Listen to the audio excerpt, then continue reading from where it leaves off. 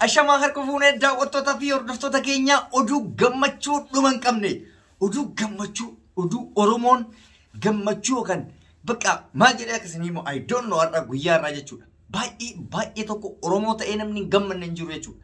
Maaliif namni Oromoo akka foon horiitti nyaataa ture. Namni Oromoo mataa gaditti gashallaxee sadarkaa jalqabaa irratti ficcisiisaa ture. Keessumaayyuu agaaziidhaan ficcisiisaa ture. Har'a ijji keenya osoo argu akka sareetti kabajaan isaa irraa mulqamee to'annoo seeraa jala oolee jechuudha. Har'a Oromoon gammachuu dhuma hin qabne qabdi. Hanga feene ummanni keenya wareegamus ummanni keenya dhumus waan wareegamee fi warri wareege sun ifattarra harki isaa akkatti gaafa hidhame arguu caalaa wanni nama gaddisiisu tokko hin jiru, wanni nama gammachiisu tokko hin jiru. Suuraa kana arguu caalaa wanni nama gammachiisu hin jiru. Jaarsi isin asirratti argaa jirtan kun jaarsi isin asirratti argaa turtan kun Oromoon kuma meeqan lakkaa'amu jechuudha. Oromoo amma dura gaafa aangoo har'aa biyyi qabate kana qabatu jechuudha. Oromoo 5,000tu wareegame. Oromoo 5,000 wareegame kun sababni guddaan isa kana. Sababni ijoon nama kana jechuudha. Namni kun akkatti salphatee arguu caalaa wanni nama gammachiisu tokko hin jiru. Oromoon amane rabbiin haa nyaatu. Sadarkaa jalqabaa irratti Mallas caalaa Geetaachoo jennu san caalaa kana mootummaa naannoo Tigraay ka ture caalaa diinni hamaan sadarkaa jalqabaa irratti qabame Oromoo fixaa ture isa kana nama lama jarri. Tokkoffaa ka sadarkaa tokkoffaa fuulli isaatu hin beekamu wannoon Geetaachoo Asaffaati ka'e namni Oromoo fixuudhaan sadarkaa jalqabaa irra jiru akka Itoophiyaatti.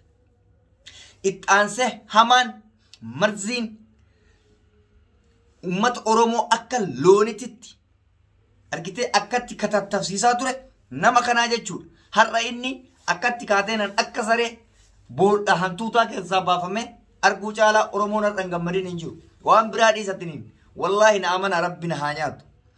Oromoon Abiy jibbitoonni guyyaa irraa jechuudha. Warri paartiin jibban waan inni Oromoo godhe waan beekaniif namni hin gammanne tokko hin jiru. Miidiyaa Oromoo kan hin gammadin hin jiru. Hayyoonni Oromoo kan hin gammadin hin jiru. Ani har'a onatti toleeyyu. Duraan beektani waan Abiy godhu Oromoon hin jaalatu. Oromoo warri mormituu kun hin jaalatu. Suuraa kanarratti garuu namni hin gammadin hin jiru. Maaliif gammadan? Wanni inni hojjetetu, wanni inni Oromoo godhetu, hadhaan inni Oromoo godhetu tasa nama keessaan bahu. Nama Oromoodhaaf hammeenya cimaa qabu sadarkaa lammaffaa irratti isa kana namicha Geetaachoo Asaffaa sanitti taane. Yaa Rabbii kiyyaatti, yaa Rabbi dhiigni Oromoo kun hunda isaatu gadi yaasaa jira. Yaa Rabbi atammas ammallee yaa Rabbi nu dhagaye. Oromoo nama dhiiga isaa dhugu akkanatti argisiisisee hunda. Argitanii? Dhiigni ilmi namaa gaafa cubbuu badaa godhe zooree galgala qabriitiin mee amma jiran namichi kana. Mee amma galgala qabriitiin namichi kun waa'ee wannootillee jedhan waa'ee lola amma Itoophiyaa fi Tigraay kana irratti namni sadarkaa jalqabaa irratti qopheessaa ture isa kana jedhan biyya sana kaballeessu. Mee ilaalaa dulloomee duraan bareedaa tokko cululuqaa wayiitti lamee ilaalaa amma kan dulloome. Dhiini ilmi namaa kun badaadha si maraacha. Rabbina haa nyaatu nama maraacha. Dhiini ilmaan Oromoo isa maraachee bosonatti sagalchee galgala qabriitiin mee kun ofiifuu duuga'ee bar. Namichi kun ofiifuu taruu ga'e. Maraachee machaa'ee jechuudha.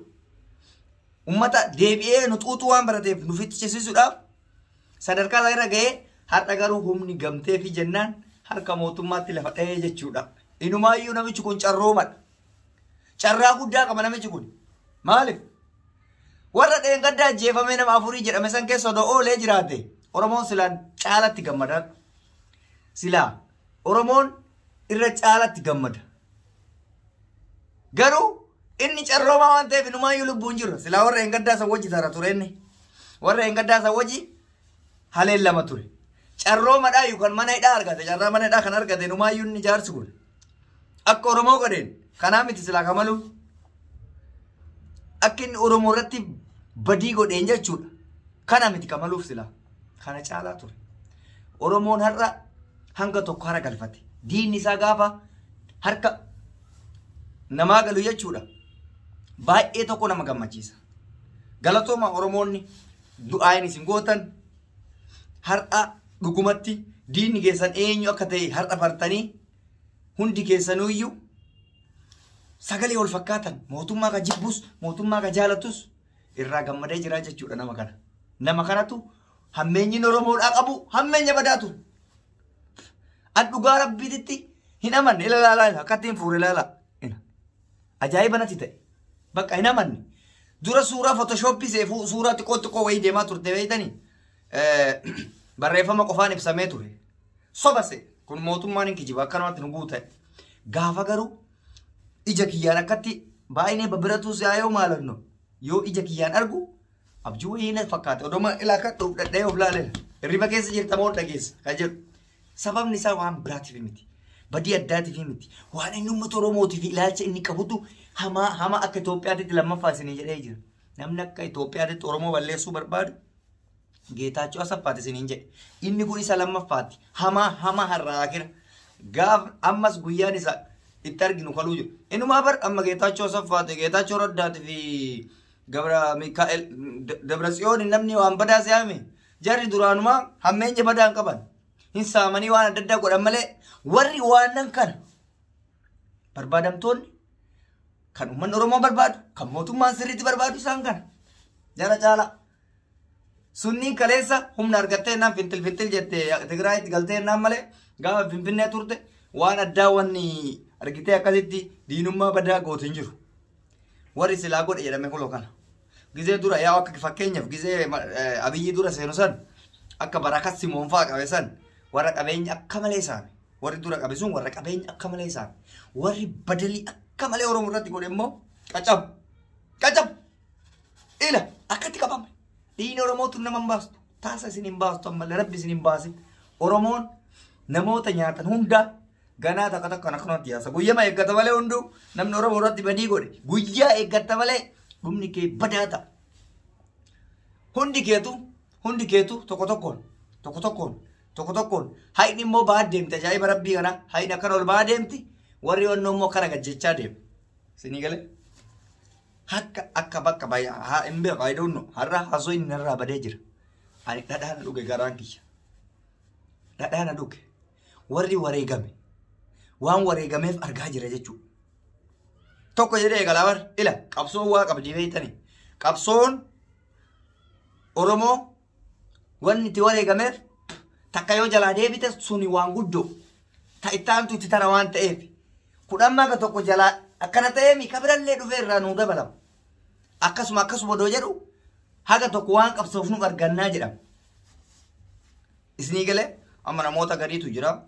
Nama yaani parsantiin isaa 100 keessaa duwwaa tuqaa 5 hin taane osoo nama kana ofii isaatii qabeetti tola malee mootummaan akka qabutti hin barbaadu ture garuu nuti mootummaan qabee jinniin qabee Ameerikaan qabdee Kanaadaan qabdee nun ilaallatu nu ka barbaadno diinni kenna akkatti harka namaa galuu barbaadu kana qofa kana baraban kun amma Abiyyi faarsuuf Abiyyi qeequu miti haqa Oromoo tachisa fide Abiyyi haa ta'u sadarkaa aangoo isaatti taa qabamuu malee waan gaariidha waan jajjabeeffamudha yoo dandee kabiraatis nu haqa warra Oromoo taphataa ture hanga sadarkaa carraan isa deebi'ee gahutti jechuudha. Isinii galee kanaaf Oromoon baga gammaddanii diinni guddaan tokko harka keenya galee jira. Kan biraatis guyyaa dhiyeenyatti hin gala jennee du'aa himatti goona gaanu ofii keenya dhahinee opereeshiniin goonu du'aa himatti goona ofuma isaaniitti dhadhamaasee laaka horaa jaan jootetti baay'isawee wanni nagaarrame tokko jira. Bar boolla inni dhokate tokko jiran argitanii boolla bashoo yookaan adurreen seenuudhaaf rakkattuu iyyuu inni keessa jiraata waan isin ajaa'ibu keessa.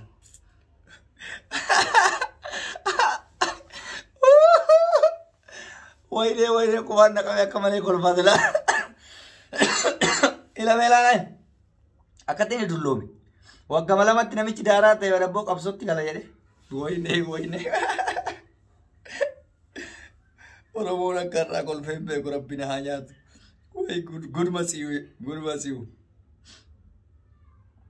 Of duratti immoo wayne. Haaceen odoo jiraatee lubbuudhaan kana argee natti tola ture. Haacaaluun odoo lubbuun jiraatee kana argee natti tola ture. Ilalaalaa.